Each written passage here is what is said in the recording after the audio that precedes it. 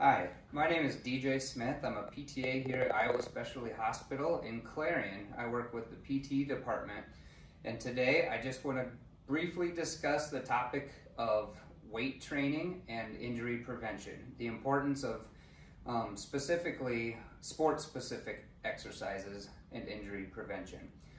The first topic that I'll kind of cover is the specificity rule, and what I mean by that is training muscle movements rather than just training muscles.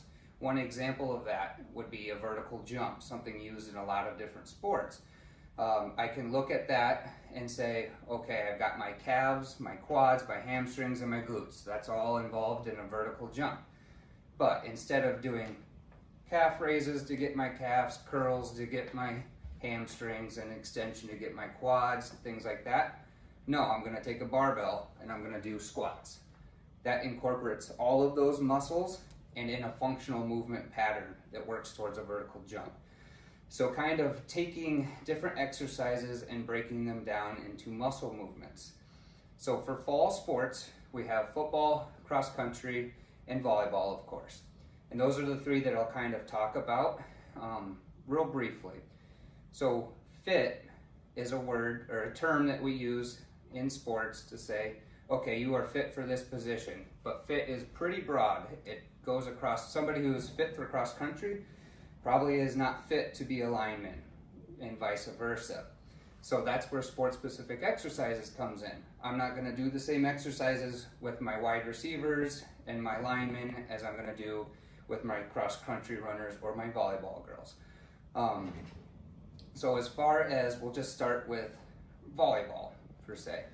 And I'll bring up kind of a SAID principle, which is specific adaptations to implied demands.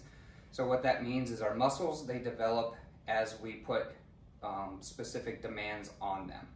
So volleyball is a lot of overhead, it's a lot of lunging and different exercises like that. So if we can get a plate in our hands and we do lunges and we extend anything to get that distal mobility, to get our core to stabilize that.